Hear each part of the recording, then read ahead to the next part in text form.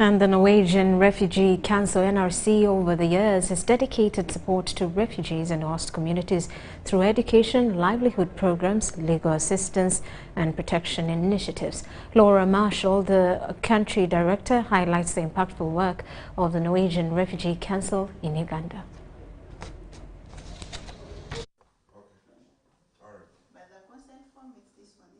The Norwegian Refugee Council, through their humanitarian work, has reached over 3,000 people in their different initiatives in the country. Refugees and their host communities have gained gratefully through their protection, food security, education, shelter, legal assistance, and water and sanitation.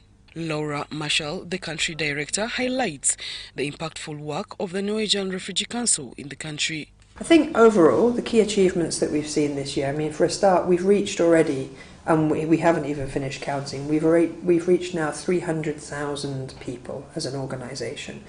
So, and that's been primarily across the different core competencies. There have been really great achievements in education. This year we have wound up our CESBIL programme, which looked at building into schools their ability to really meet the needs of the community, but also getting the community involved in the life of the school as well. We've seen amazing achievements in terms of both enrolment, but importantly also in terms of attainment of the children who are enrolled. We know there's no point in putting hundreds of children in a classroom if they don't learn anything. So I think we've got a lot to be thankful for with our partners, the schools, on that, because we've seen really great achievements there. We've seen really good developments in terms of things like access to housing, land and property rights. We've seen more people using contracts with landlords so that they understand their rights and so that these are negotiated properly. We're now much more moving into employment rights so that people can access formal employment and understand what their rights are as employees as well. NRC has also fundamentally changed their structure to make it more efficient in their humanitarian work and operations, and emphasizes collaboration with partners. Our services span across all the fields of law.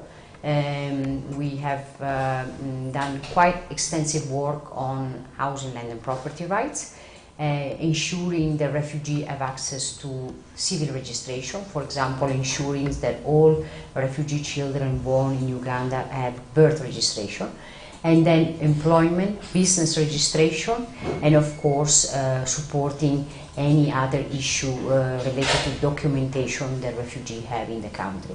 We also have a criminal component whereby we are providing with our partners legal representation to refugees that are in detention. NRC, our team, is working through a paralegal, a team of lawyers, and then increasingly with the national legal aid provider, Uganda Law Society and Refugee Law Project. These are really our main partner in the journey through 2024. So we're really challenged the global burden of humanitarian need is now much, much higher than it was 5 years ago, than it was 10 years ago. And there has been some increase in funding, but it hasn't kept pace with the need. So in Uganda we have a situation where the humanitarian funding has generally gone down, and I think that's been challenging for us because historically we've been quite reliant on humanitarian funding, but it's also challenged us to think in more long-term ways for what refugees and Ugandan host community really need. So the way that we have approached this, we have changed our structure. We have looked much, much more at how we work with partners. And partners here, I mean both at national level government, district level government, right down to local level decision makers and duty bearers, because those are the people who will be here much longer than NRC will be here.